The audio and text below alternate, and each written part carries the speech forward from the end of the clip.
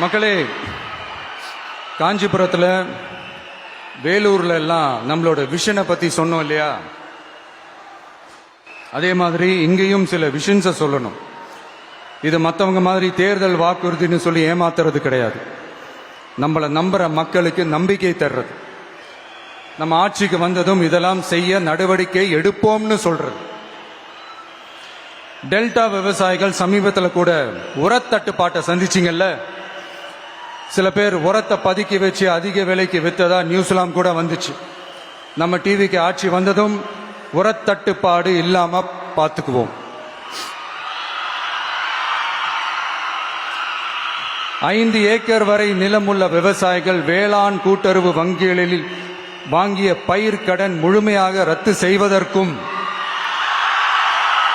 5 ஏக்கருக்கு மேல் உள்ள விவசாயிகள் வேளாண் கூட்டுறவு வங்கிகளில் வாங்கிய பயிர்க்கடன் 50% வரை ரத்து செய்வதற்கான சாத்திய கூறுகளை ஆராய்ந்து உறுதியாக நடவடிக்கை எடுப்போம். திமுக மாதிரி எல்லாருக்கும்னு சொல்லிட்டு அதுல தகுதி பிக்ஸ் பண்ணி பாகுபாடு காட்டி ஏமாற்ற மாட்டோம். எல்லாத்தையும் வெளிப்படையாக சொல்லுவோம். 2 ஏக்கர் வரை நிலமுள்ள விவசாயிகள் மற்றும் நிலமற்றவர்கள் குடும்பத்தில் யாரும் மாநில மற்றும் ஒன்றிய அரசு ஊழியராக இல்லாமல் இருக்கும் பட்சத்தில் அவர்களின் குழந்தைகளின் பொறியியல் மற்றும் மருத்துவம் உள்ளிட்ட தொழிற்கல்வி முதல் அனைத்து வகை படிப்புகளுக்குமான முழு செலவையும் அரசே ஏற்கும்.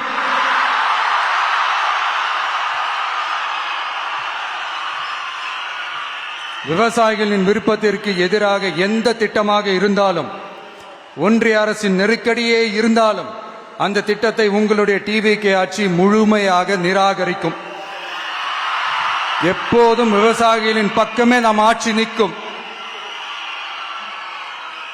கொள்முதல் நிலையங்களில் முறையாக நெல் மூட்டைகள் பாதுகாக்கப்படும். நெல் முளைத்து வீணாவதை பார்த்து கொண்டு நமது அரசு சும்மா இருக்காது. போதுமான கொள்முதல் நிலைய வசதிகள் ஏற்படுத்தப்படும். அதே போல கொள்முதல் நிலையங்களில் கொள்முதல் செய்வதற்கோ மூட்டை ஏற்றி இறக்கவோ 1 பைசா கமிஷன் வாங்காமல் பார்த்து கொள்ளப்படும். அப்படி கமிஷன் வாங்குவது யாராக இருந்தாலும் கடும் நடவடிக்கை எடுக்கப்படும்.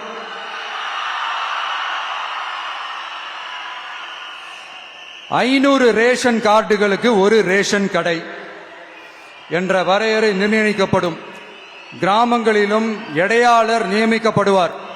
பெண் விற்பனையாளருக்கு பெண் எடையாளர், ஆண் விற்பனையாளருக்கு ஆண் எடையாளர் என்பது பின்பற்றப்படும்.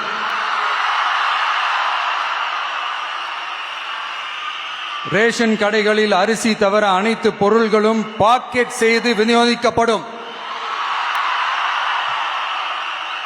மீனவர்களுக்கு ஒன்றிய அரசு சட்டப்படியான பாதுகாப்பை உறுதி செய்ய வேண்டும்.